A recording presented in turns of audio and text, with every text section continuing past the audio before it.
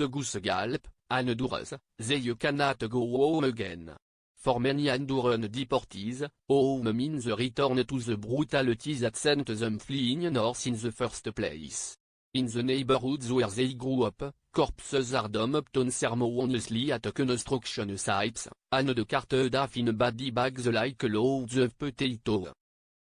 Heavily armed police patrol from the back of pickup trucks, stopping to frisk pedestrians for weapons, drugs or other signs they belong to gang.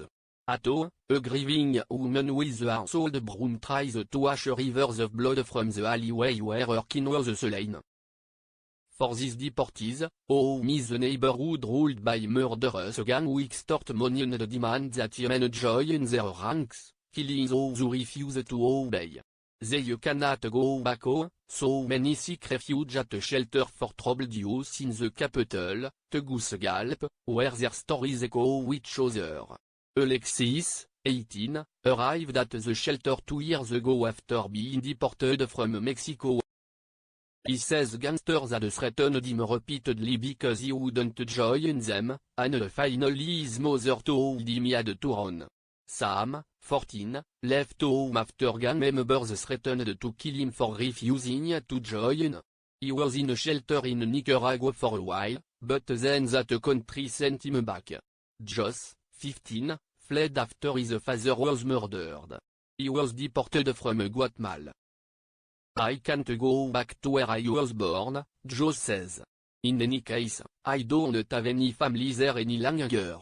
The Associated Press is not publishing the location of the refuge or the full names of its residents for safety reasons.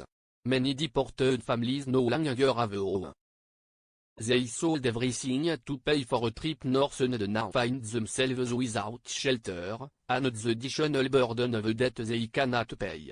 A woman named Loris, her husband and their 2 children left home after the Mar Salvatruch gang tried to recruit her 14-year-old son. When her boy refused to join, they beat him, kicking him in the face and breaking his nose.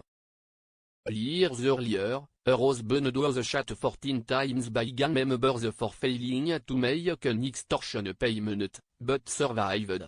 3 of her cousins were not so lucky. They were recruited by gang, and all died young. They say that those who take that path get killed, Loris said, speaking in a condition of anonymity for safety. That's what happened to them.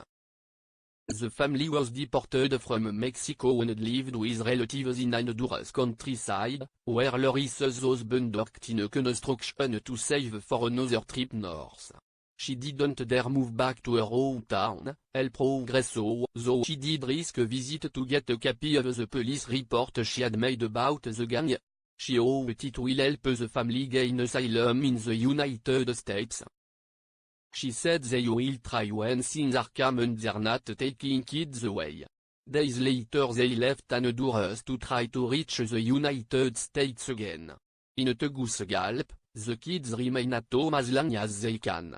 On a recent day, smiling boys with toy submachine guns play cops and gangsters, posing when asked which side they are on. Police, they say. Today it is the game. One day, those boys may have to make a real-life decision, whether to join a gang, or to flee their home.